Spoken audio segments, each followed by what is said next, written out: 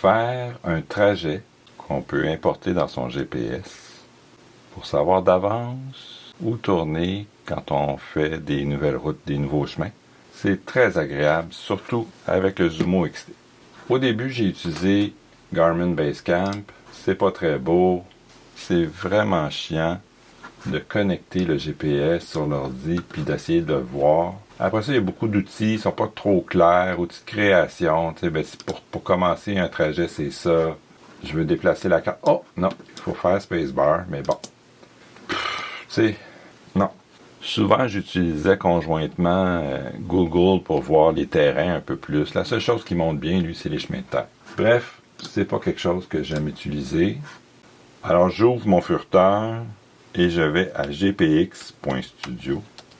J'autorise. Je veux faire un chemin, j'autorise. Bon, boum, je suis chez nous. Nouveau GPX. Ici, je mets motocyclette. Chose importante, changer le nom tout de suite en double-cliquant.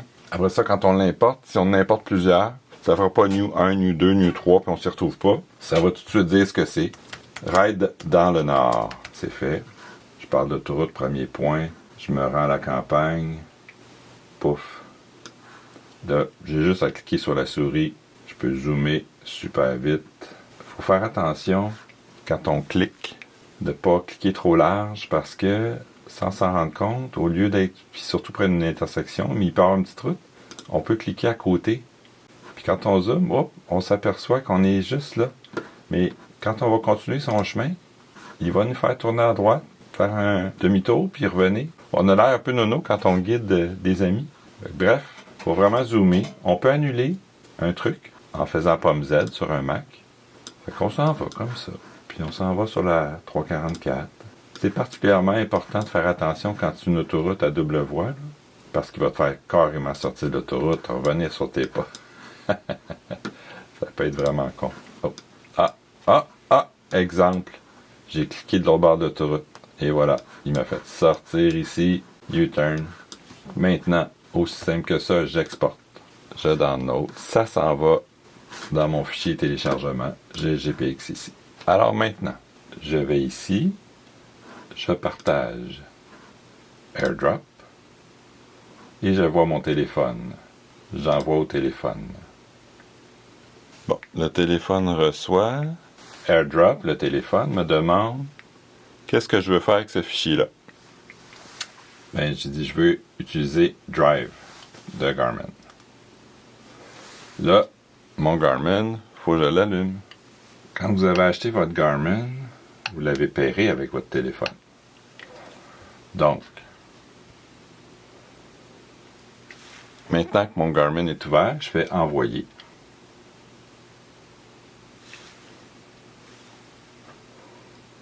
Là, il envoie. Ça se fait quand même assez vite. Ça dit Ride dans le Nord est en cours de transfert sur Zumo XT. On ne peut pas se tromper, là. Si j'avais eu mon Drive Smart connecté, mais là, il aurait fallu choisir entre les deux. Mais comme il y a juste le Zumo, ben, il est allé automatiquement par défaut sur le Zumo. Alors, ici, dans le Garmin, on fait afficher. Ride dans le Nord est ici. On le sélectionne. On va sur la petite roue ici. Si on veut changer de nom, on peut, mais sinon, convertir en trajet, important. Point de départ vers destination. Si on pourrait l'inverser mais là, moi, il est dans le bon sens. Terminé. Alors là, il l'enregistre dans le planificateur de trajet. On fait OK. On revient. Et dans les applis, on va à planificateur de trajet. Trajet enregistré, il est déjà enregistré. Ça, c'est pour en faire un. Là, il est déjà enregistré. Ride dans le Nord est ici. On sélectionne. OK. Allez. OK, pour l'entrée le plus proche parce que c'est l'autoroute. Et voilà, le chemin est là. On fait démarrer.